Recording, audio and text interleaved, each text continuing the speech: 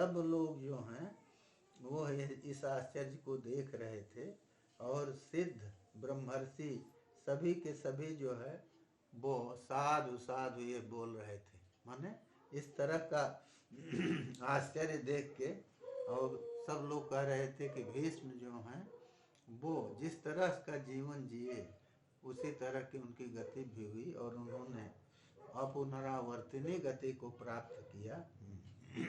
लेकिन आश्चर्य एक और बोल रहे हैं कि वो आश्चर्य क्या हुआ कि महोल के वच भीष्मस्य मूर्धदेशा जनाधिपो निस्तृत्याकाश महाविष्य क्षणेनांतर अधीयत।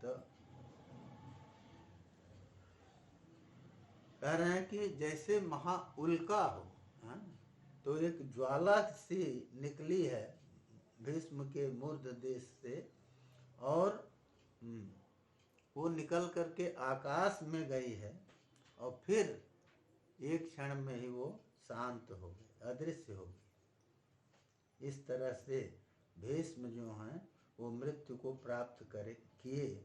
लेकिन सब लोग अब वहाँ से क्या किए तो दे रहे हैं, सब लोग वहीं थे। कोई जो है पंखा झल रहा था, कोई कुछ इस तरह से वो वर्णन दिया है। सबने भीष्म की जो है वो इस प्राण लीला के प्राण की लीला, निष्क्रमण की लीला उन्होंने देखा, और फिर भीष्म को जो है वो चंदन काष्ठ आदि से बनी चिता में उसी से उन्होंने जलाया, और जला करके और फिर अपसभ्य मकुर्वंत धृतराष्ट्र मुखाश्चिता, धृतराष्ट्र आदि सभी कौरव पांडव चिता के अपसभ्य परिक्रमा किए, उल्टी परिक्रमा, और फिर इस तरह से गंगा पुत्र भीष्म का संस्कार करके वो लोग भागीरथी के किनारे गए हैं, भागीरथी गंगा के किनारे गए हैं, और उनके साथ व्यास जी, नारद जी आदि सब गए हैं, कृष्ण भी गए हैं, और कुरुवंश की स्त्रियां गई हैं, जो पूर्व के लोग थे आए हुए वो भी गए हैं, और सबने गंगा किनारे जा कर के और भीष्म को तिलांजलि दिया है। तो उस समय उन्होंने जब उदक क्रिया कर लिया, तब भागीरथी देवी जो है गंगा वो प्रकट हुई हैं। लिखा है उत्थाय सलिला तस्माद रुदती शोक विहोला। गंगा जल से गंगा शरीर में शरीर धारण कर निकलती हैं, और वो अत्यंत शोक से विह्वल हैं, और फिर वो कौरवों से कहती हैं कि हम जो कह रहे हैं उसको सुनो, कि ये अत्यंत पितृभक्त महाव्रती भीष्म जो जमदग्नि के पुत्र राम से भी पराजित नहीं हुए,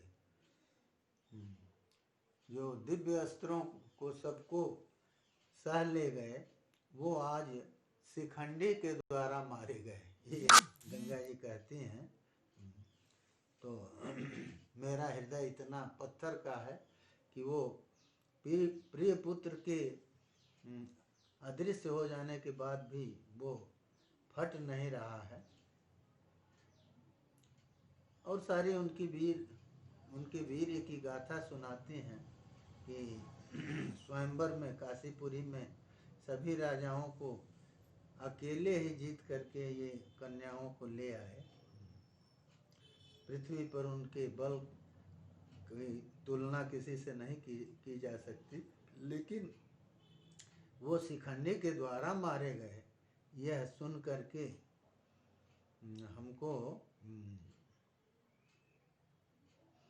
हमको कष्ट है। वो बार बार कहते हैं कि परशुराम जी जिसको पीड़ित नहीं किए गए, नहीं कर सके, वो शिखंडी से मारा गया। तो फिर उस समय भगवान कृष्ण ने गंगा को आश्वस्त किया है, कहा है कि आप शोक मत करिए, क्योंकि आप तो शुभ दर्शना है। शुभ दर्शना माने जिसके दर्शन मात्र से शुभ हो जाता है। शुभ क्या है?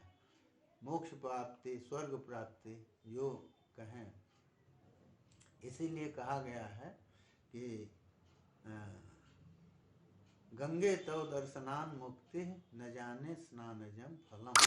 और ये भी कहा है, माने हे गंगे, आपके दर्शन से ही मुक्ति हो जाती है, तो स्नान से का फल मिलेगा ये क्या कहें। और ये भी कहा गया है, गंगा तो हरते पापम दृष्टा पीता व गाहिता। गंगा को देख ले अथवा पान कर ले, अवगाहन कर ले, उन सब से वो पाप को दूर कर देती है। तो इसीलिए भगवान कहते हैं कि आपका दर्शन ही शुभ है, शुभ को दिलाने वाला है। वो स्वर्ग और मोक्ष सब भी दिला सकता है। तो इसलिए अपने पुत्र का शोक मत करिए, क्योंकि वो तो परम लोक को प्राप्त हुए हैं।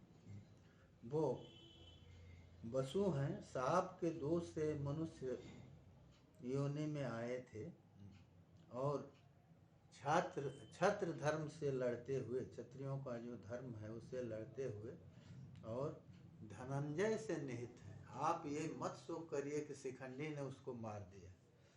धनंजय अर्जुन ने उसको मारा है। अरे भीष्म को तो साक्षात इंद्र भी नहीं मार सकते। वो अपने इच्छा से स्वर्ग को गए हैं, अपनी इच्छा से मृत्यु को प्राप्त हुए हैं। ये मत शोक करिए कि किसी विवस्था में उनको किसी ने मार दिया। अपनी इच्छा से मरना, अपनी इच्छा से जाना और कहीं विवश हो करके मरना, इन दोनों में अंतर है। इसीलिए भगवान कृष्ण कहते हैं, स्वच्छंदतस्तव सुतो गतः स्वर्गम शुभानन। कहा कि ये आपका पुत्र वो अपनी इच्छा से स्वर्ग को प्राप्त किए हैं, क्योंकि उनको युद्ध भूमि में सभी देवता मारने में समर्थ नहीं हो सकते। इसलिए आप शोक मत करिए। आपका यह पुत्र वसुओं को प्राप्त हुआ। 8 वसु हैं, तो कहे कि वो वसु थे और सांप से आए थे मनुष्य योनि में, तो वहीं चले गए हैं। आप शोक मत करिए। भगवान कृष्ण के इतना कहने के बाद शोक को छोड़ करके गंगा सोमवार या अवतार कहते हैं कि अपने जल में वो प्रविष्ट हो गए। उस समय सभी लोग भगवान कृष्ण जिनमें प्रमुख थे, वो सभी के सभी लोग गंगा की प्रशंसा करते हुए और वहाँ से लौट गए। तो ये देखिए, ये भीष्म के प्रयाण की कथा हाँ इस तरह से पूरी होती है। और उन्होंने निर्व्रण शरीर से अग्नि की अंतिम आहुति जो है, अग्नि में ये शरीर की आहुति होती है ना, वो अग्नि में जलाया जाता है। तो ऐसा नहीं है कि वो पूरा शरीर जो है वो व्रणयुक्त था, क्योंकि व्रणयुक्त जो है शरीर वो जीवन काल में भी अपवित्र माना जाता है। तो इसलिए वो व्रण जो है वो भी भीष्म के शरीर को छोड़ के हट गए, क्योंकि वो असुचिता के कारण है और वो उस समय शरीर में वो नहीं रह सके। और ये आश्चर्य सबने